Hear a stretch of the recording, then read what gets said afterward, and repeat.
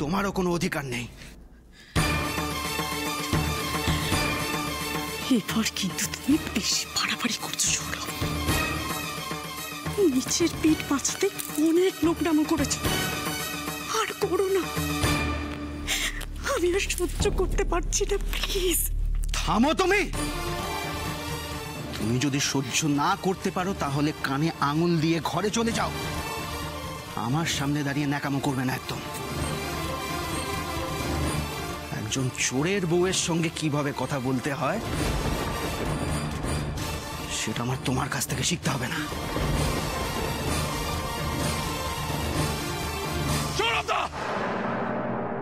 নিজের সীমা ছাড়িয়ে যাও না, সাবধান করে দিচ্ছি। চিৎকার করো না ঋষি। তোমরা বোধহয় ভুলে যাচ্ছ তোমার দাদা বৌদির সঙ্গে আমি আজকে যে ব্যবহারটা করছি ঠিক এই একই ব্যবহার তোমরা আমাকে চোর ভেবে করেছিলে।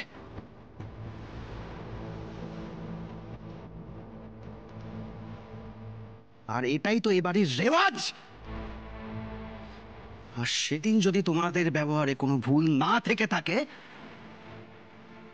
তাহলে আজকে আমার ব্যবহারেও কোনো ভুল নেই।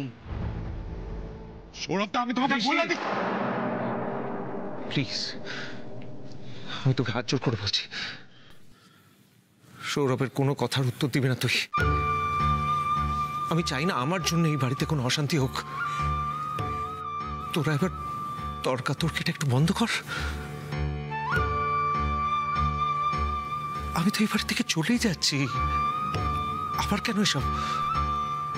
প্লিজ।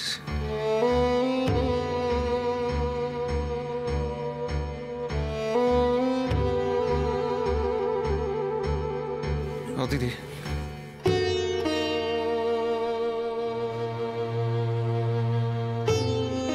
চল। যাস না বাবা, প্লিজ যাস না।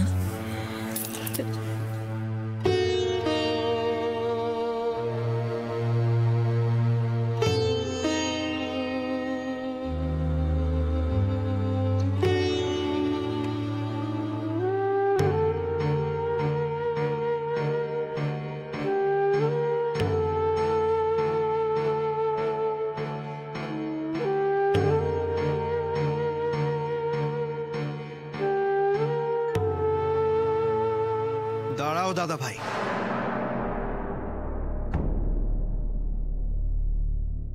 তুমি এই বাড়ি ছেড়ে কোথাও যাবে না।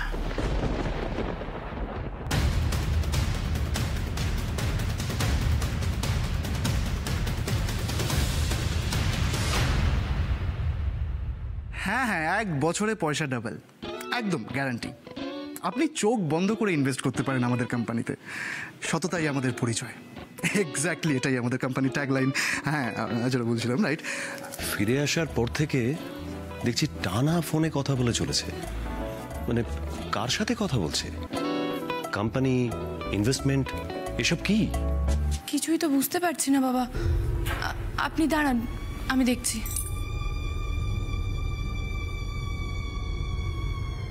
আপনি নিশ্চিন্তে কাজ শুরু করুন আমাদের সাথে, তারপরেই বুঝতে পারবেন যে আমাদের কোম্পানিতে ইনভেস্ট করে আপনি একদম সঠিক সিদ্ধান্তটা নিয়েছেন।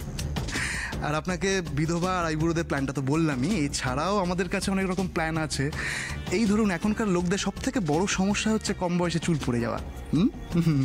আর অনেকের আবার এরকম হয় যে খুব অল্প খান কিন্তু অনেকটা মোটা হয়ে যায়, বারে বারে খাবার খেয়েও একেবারে পাতলা রোগা থাকেন।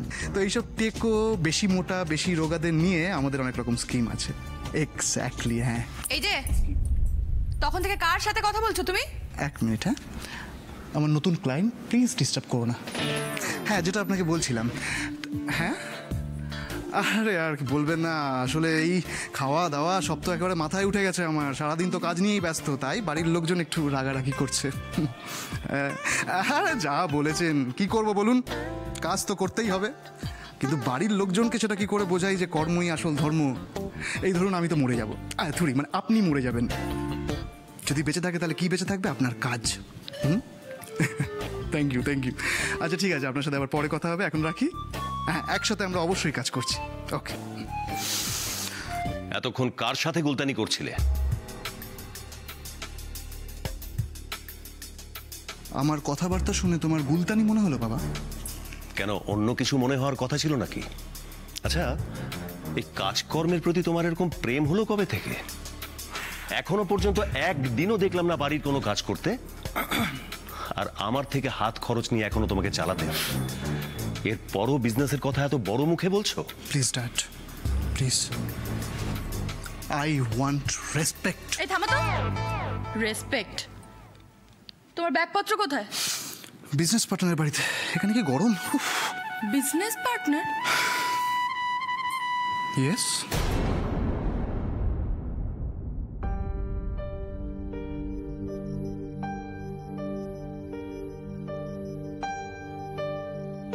আমাদের আর কেন আটকাচ্ছ? এবার যেতে দাও। না দাদা ভাই, তুমি বাড়ি ছেড়ে গিয়ে কোথায় থাকবে সেটা কনফার্ম না করে তোমাকে আমি ছাড়ি কি করে বলো?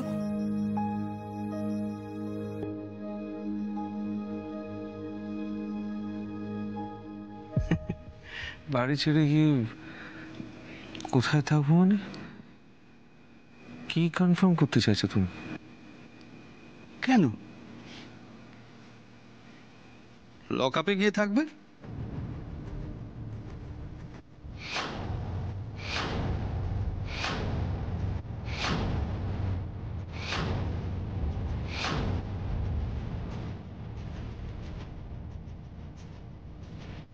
সৌরভ, এই তো পুলিশকে খবর দিয়ে দিয়েছি আমি, তারা এক্ষুনি চলে আসবে।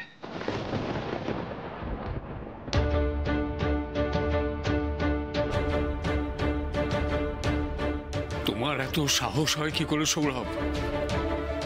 আমাদের জিজ্ঞেস না করে তুমি পুলিশ ডেকেছো, এত সাহস কি করে হলো তোমার? সৌরভ, এটা কিন্তু তুমি ঠিক করোনি। সৌরভ, আমরা তোমার কি ক্ষতি করেছিলাম? কেন করছো এরকম? থামো না প্লিজ, প্লিজ থামো তোমরা। একটা ছোট্ট ব্যাপার, সেটাকে দিয়ে এত অশান্তি কেন করছো সবাই? হ্যাঁ মানে এটা তো নিজেদের মধ্যে সলভ করে নেওয়া যেত সৌরভদা, পুলিশ কেন ডাকতে গেলে? তুমি বাড়িতে পুলিশ ডেকে আনা নিয়ে আপত্তি করছো বকুল? হ্যাঁ, স্ট্রেঞ্জ যে কিনা একটা সুচ এধার ওধার হলে ইন্সপেক্টর বৈদ্যকে খবর দেয়, সে আপত্তি করছে পুলিশ ডাকাতে। হাসালে তুমি বকুল।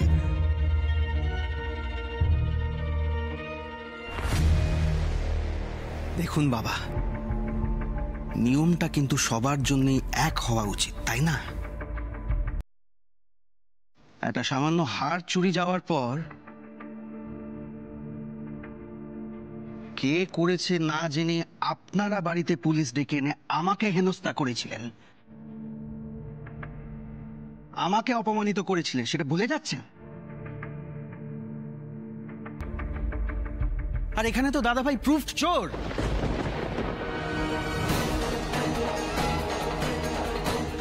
সেখানে এই বাড়িতে পুলিশ আসবে না, সেটা কি হতে পারে?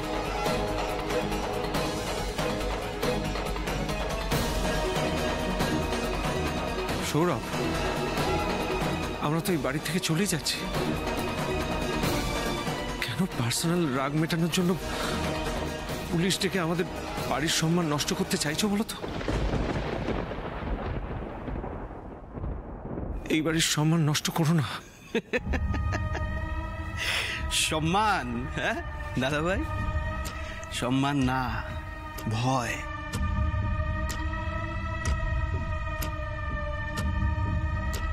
$2,80,00,000 তোমার পকেটে আছে এখন, তাই বাড়ি ছেড়ে চলে যেতে তো তোমার কোনো প্রবলেম হওয়ারও কথা নয়, তাই না? সৌরভ, তুমি বোধহয় একটু বেশি বাড়াবাড়ি করে ফেলছো। এত রাগ তোমার আমাদের উপর? আমাদের পুরো সংসারটাকে তুমি ছাড়কার করে দিতে চাইছো।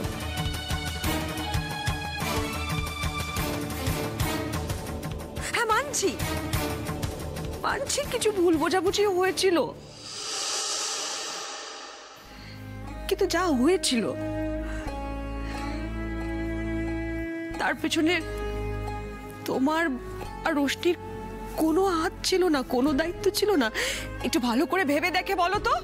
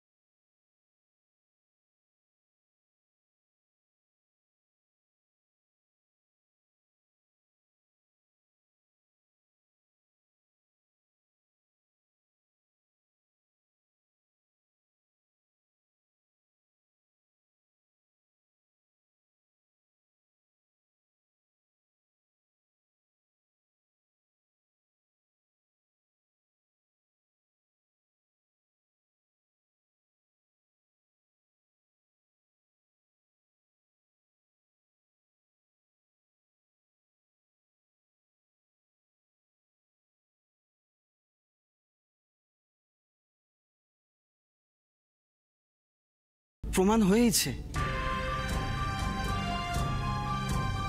আর তারই শাস্তি আমি চাইছি। এটা কোনো পার্সোনাল রাগে না দাদা ভাই, বিশ্বাস করো, কোম্পানির ভালোর জন্য।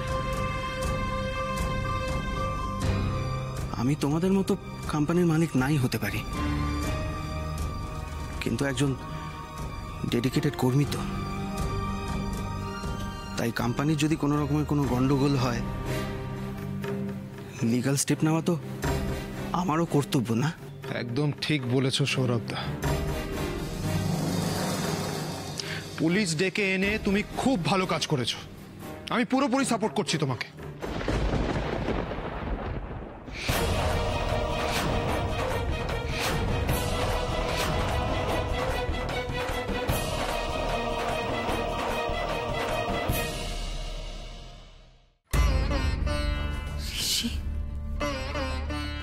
আমি কোন ঋষিকে দেখছি? আমি তো চিনতে পারছি না। ঋষি, তুমিও তোমার দাদা ভাইয়ের সাথে এরকম ব্যবহার করছো? অদিতি, নিজের ভাগ্য দেখে নিজেরই হাসি পাচ্ছে। শেষে আমাকে দাগি আসামি করে ছাড়লো সৌরভ।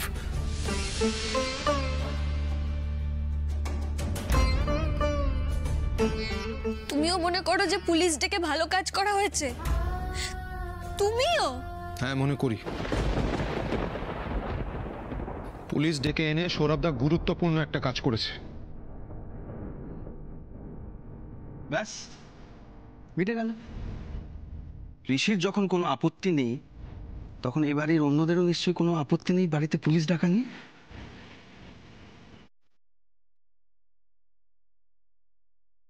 কি বাবা, কাকুমণি, এবার নিশ্চয়ই মনে হচ্ছে না যে আমি বাড়াবাড়ি করছি?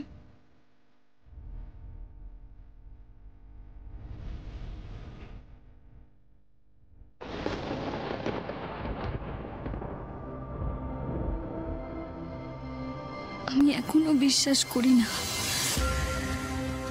দাদা ভাই এই কাজ করেছে। তুমি একটা সুযোগ পেয়ে দাদা ভাইকে অনেক অপমান করছো সৌরভদা। আমি যদি সত্যি ভালো বোন হয়ে থাকি, দাদার এই অপমানের জবাব তোমায় আমি দেব। ব্যাস, পুলিশ এলেই সব ফয়সালা হয়ে যাবে। দেখো ঋষি, পুলিশ যদি চাপ দেয়, তাতে কিছু টাকা যদি... কিছু টাকা নয়, পুরো টাকাটাই বের করতে হবে। কোনো টাকাই দাদা ভাইয়ের কাছে পাবি না ভাইয়া।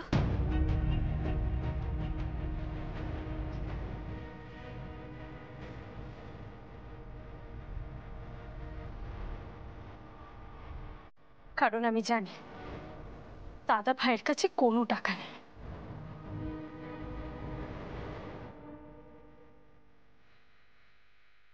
সর্বনাশ, রোশনির ভালো মানুষের পোকাটা আবার নড়ে উঠলো নাকি?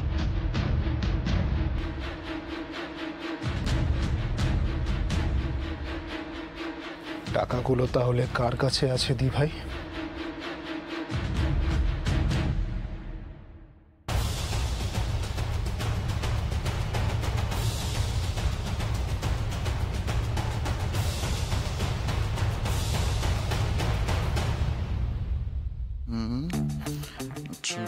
হয়ে গেল। কিসের বিজনেস শুরু করেছো তুমি বলো?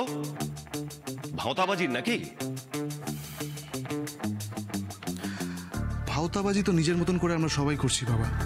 একটু বড় বড় কথা বলছো মনে হচ্ছে। নো ড্যাড, একটু বড় বড় কাজ করছি। এই মুহূর্তে আমি ইম্পোর্ট আর এক্সপোর্টের বিজনেস শুরু করেছি, যেখানে কোনো ভাওতাবাজি নেই, যেখানে কোনো জালিয়াতি নেই। তুমি সত্যি সত্যি ইম্পোর্ট এক্সপোর্টের বিজনেস করছো? বিশ্বাস করতে পারছো না তাই না বাবা? তুমিও বোধহয় বিশ্বাস করতে পারছো না। স্বাভাবিক, এতদিন অপদার্থ বলে আমাকে অপমান করে এসেছো, এরপর বুঝতে পারবে তোমার এই অপদার্থ অকর্মণ্য ছেলে কি করে। যখন আমাকে নিয়ে খবরের কাগজে লেখালেখি হবে, যখন আমাকে নিয়ে টিভিতে নিউজ হবে, তখন বুঝতে পারবে এই ছেলে কোথায় কোথায় সারাচাট পৌঁছে গেল। দেখো, বিজনেস করা তো প্রচুর পরিশ্রমের কাজ। তোমার মতো কুড়ে মানুষের এত পরিশ্রম সহ্য হবে তো? এর উত্তর আমি এখন দেবো না বর্ষা, আমার কাজই হবে এর উত্তর। যাই, এখন আমার অনেক কাজ আছে, এর মনোনিবেশ করতে হবে। আর ততক্ষণ প্লিজ বোথ অফ ইউ, আমি সবাইকেই বলছি, আই ওয়ান্ট সাম রেসপেক্ট। বাড়ির লোকজন যদি আমাকে সম্মান না করে, তাহলে বাইরের লোক কি করে সম্মান করবে আমাকে? এখন কাজ শুরু হবে, বাইরের লোক আসবে কনস্ট্যান্টলি এখানে, তখন তাদের সামনে কোনো রকম যেন ছোট বড় কথা বলে আমাকে অসম্মান করা না হয় বাবা, এটা মাথায় রেখো। সবই তো বুঝলাম, কিন্তু তোমার বিজনেসের কি নাম দিয়েছো শুনি? Kedarnath import and export company.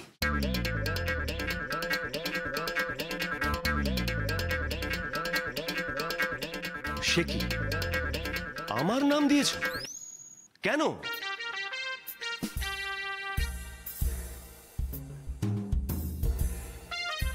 প্রথম বিজনেস শুরু করতে চলেছি বাবা, এটা আমার গুরু দক্ষিণা। গুরু দক্ষিণা? হ্যাঁ, কয়েকজন ক্লায়েন্ট চলে আসবে, আমার অনেক কাজ আছে, আমি আবার যাই।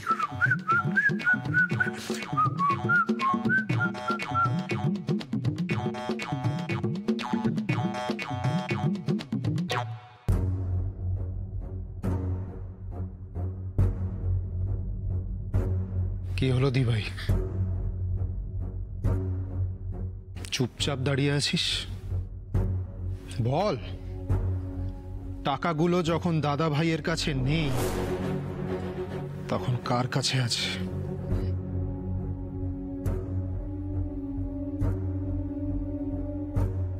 আমি আমি জানি না ভাইয়া। সৌরভ দা? হ্যাঁ, তুমি কিছু জানো নাকি?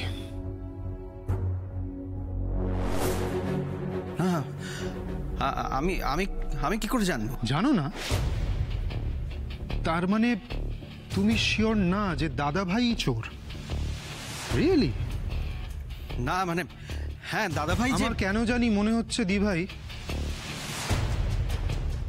তুই সবটা জানিস।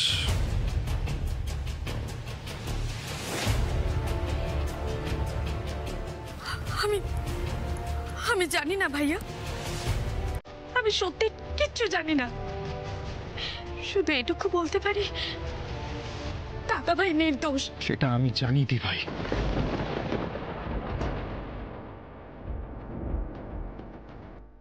তুই জানিস? হ্যাঁ জানি।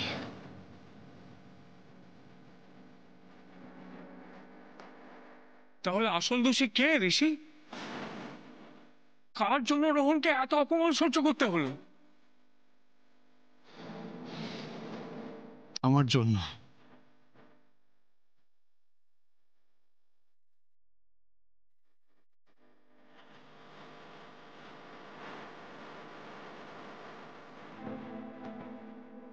শুধুমাত্র আমার জন্য বাবা। মানে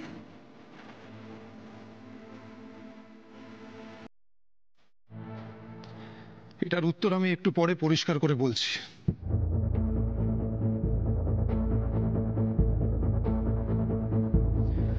কিন্তু তার আগে আরেকজনের ঘর সার্চ করলে আমরা আসল দোষীকে খুঁজে পাবো।